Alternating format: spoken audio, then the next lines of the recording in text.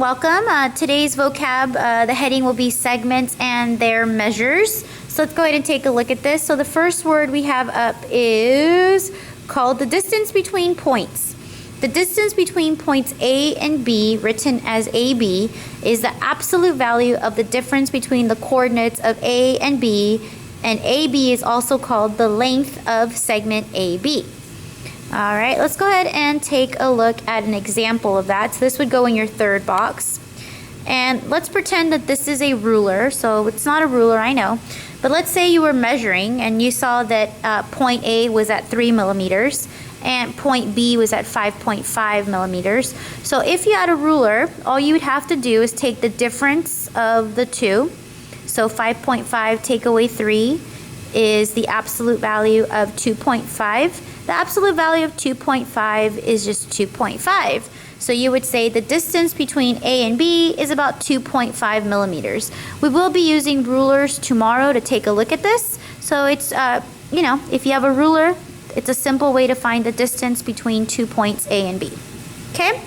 All right, next word. Segment addition postulate. So that's the word. Here is the definition. If B is between A and C, then AB plus BC equals AC. If AB plus BC equals AC, then B is between A and C. I know, kind of confusing. So let's take a look at a picture. And in this picture, let's pretend we have 3 segments. So the first segment is AB. So that's this yellow segment. Then we have another segment, BC. That's this one I scribbled in pencil. And then we have a big segment, A to C. So what it's saying is if you add segment AB, so if you add this yellow, plus you add this pencil, BC, then it will add up to the whole, which is AC. So I sum it down to one sentence. The parts are equal to the whole. So the two parts, segment AB, and if I add segment BC, then they will add up to the whole. What's the whole? A all the way to C. So that's what the segment addition postulate is talking about. We will practice it tomorrow. No big deal. Okay? All right. Last word, pretty important here, is the distance formula. So you would use the distance formula when you do not have a ruler, right? But you do have coordinates. Let's take a look at that. So here is the formal definition of the distance formula. So if you have point A and you have the coordinates x sub 1, y sub 1, and the coordinates of point B, x sub 2, y sub 2, and they're in a coordinate plane, then the distance between A and B is this. The square root of x sub 2 minus x sub 1 quantity squared plus y sub 2 minus y sub 1 quantity squared.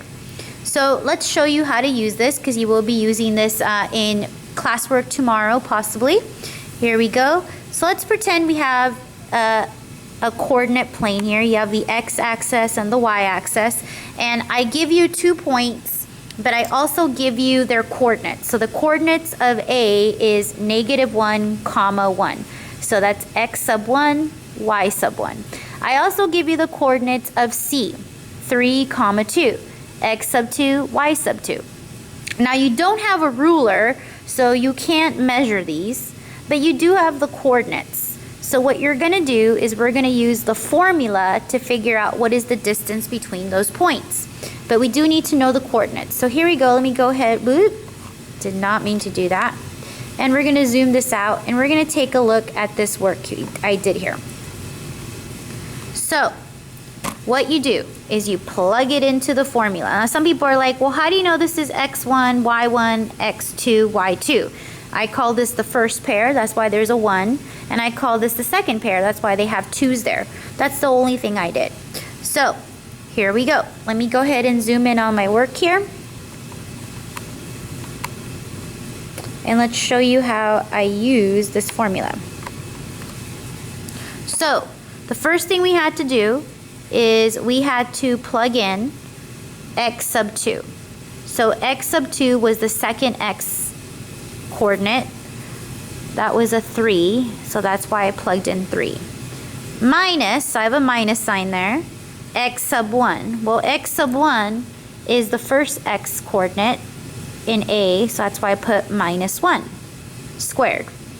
Plus, I got to put y sub 2. So y sub 2 was 2, so that's where that 2 came from.